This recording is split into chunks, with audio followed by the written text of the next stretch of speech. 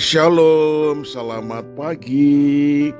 Bagaimana saudara-saudara kabarnya pada pagi hari ini? Semuanya dalam keadaan sehat? Oh, puji Tuhan. Mari kita sambut renungan pagi dengan doa terlebih dulu. Ya Tuhan, ucapan syukur dan terima kasih kami naikkan kepadamu untuk pagi yang indah ini. Kami siap menerima renungan pagi, pemberitaan firman lewat renungan pagi. Biarlah Engkau akan memberkati, menjadi berkat untuk kami semuanya. Kami sambut dengan sukacita dalam nama Tuhan Yesus. Haleluya. Amin. Tema renungan pagi ini yaitu dihajar untuk dipulihkan. Sekali lagi, dihajar untuk dipulihkan. Yesaya 60 ayat 10 berbunyi demikian. Sebab dalam murkaku aku telah menghajar engkau, namun aku telah berkenan untuk mengasihi engkau. Saudara-saudara yang saya kasihi di dalam Tuhan Yesus Kristus, mendengar kata hajaran, pasti terbayang di benak kita suatu pukulan bertubi-tubi untuk melampiaskan amarah yang sedang memuncak, yang menimbulkan rasa sakit mendalam. Tindakan menghajar ini biasanya dilakukan oleh seseorang yang menaruh dendam kesumat atau kebencian mendalam terhadap orang lain. Nah, saudara, di dalam kekristenan tidaklah seperti ini. Hajaran yang dilakukan Tuhan terhadap anak-anaknya bukanlah karena Ia tidak mengasihi kita. Justru sebaliknya, ini adalah bagian dari kasih-Nya. Ibrani 12 ayat 6 berkata, karena Tuhan menghajar orang yang dikasihinya, dan Ia menyesah orang yang diakuinya sebagai anak. Jadi saudara, kalau saudara sebagai anak Tuhan, maka kadangkala Tuhan tega menghajar kita, tetapi isinya adalah pendidikan yang baik, supaya ada suatu perubahan hidup yang menuju kepada kelakuan yang baik dan mendatangkan sejahtera.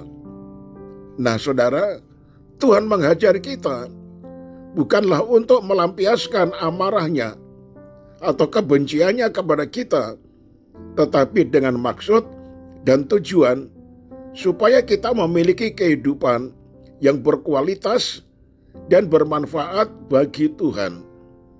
Tuhan mengasihi kita apa adanya, namun Ia tidak membiarkan kita tetap dalam keadaan yang apa adanya. Karena itu Ia akan memproses dan membentuk kita sampai kita menghasilkan buah-buah terbaik. Nah, saudara, emas murni selalu dihasilkan dari pemurnian dalam api yang memakan waktu cukup lama, sampai semua kotoran dan ketidakmurnian yang terkandung di dalam logam itu terbakar habis. Bagaimana perajin emas tahu bahwa kotoran di dalam emas habis terbakar? Ialah ketika ia bisa melihat bayangan dirinya sendiri pada emas yang sedang dileburnya itu. Hajaran Tuhan terhadap anak-anaknya hanyalah untuk memurnikan kita sampai rupa Kristus menjadi nyata di dalam kita. Galatia 4 ayat 19. Berapa lama Tuhan mengajar kita, saudara?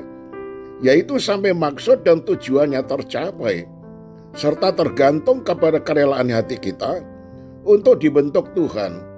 Semakin memberontak, semakin lama proses yang harus kita alami. Seperti bangsa Israel yang harus mengalami hajaran Tuhan 40 tahun di padang gurun karena mereka tegar tengkuknya. Mazmur 94 ayat 12 berkata, berbahagialah orang yang kau hajar ya Tuhan, dan yang kau ajari dari Taurat-Mu. Tuhan mengajari kita dengan tujuan untuk pemulihan, seperti ketika Tuhan memulihkan keadaan Sion, keadaan kita seperti orang-orang yang bermimpi. Mazmur 126 ayat yang pertama. Saya tutup dengan kalimat ini, saudara. Ajaran Tuhan selalu mendatangkan kebaikan bagi kita.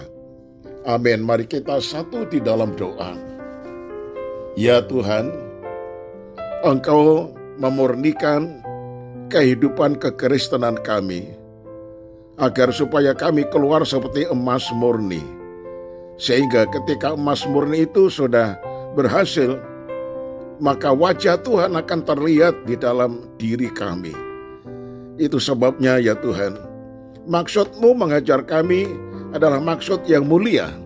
Bukan karena Engkau melampiaskan dendam kesumat kepada kami, tidak. Itu sebabnya ya Tuhan, ajar kami mengerti, memahami ketika Engkau sedang menghajar kami demi kebaikan kami. Karena kasih-Mu kepada kami dan perkenan-Mu adalah supaya kami beroleh betul-betul pemulihan dalam hidup kami. Supaya dosa-dosa yang masih menempel, kotoran-kotoran yang masih menempel, ketika hadiran Tuhan itu dilakukan, semuanya akan dikeluarkan dan dibersihkan. Sehingga hidup kami akan keluar seperti emas yang bercahaya, emas yang murni. Terima kasih untuk pemahaman renungan pada hari ini ya Tuhan. Kami menyerahkan roh, tubuh, dan jiwa kami di dalam penggembalaan-Mu. Engkau selalu membawa kami ke air yang sejuk dan segar, demikian juga ke rumput yang hijau. Engkau mencukupi segala kebutuhan-kebutuhan kami, baik kebutuhan jasmani dan kebutuhan rohani. Tutup bungkus kami selalu dengan kuasa darah-Mu, bahkan kami dan seluruh keluarga kami. Kalau ada jemaat yang sakit, ulurkan tangan-Mu, menjamah dan menyembuhkan dengan sempurna, supaya boleh pulih kembali dan sehat walafiat.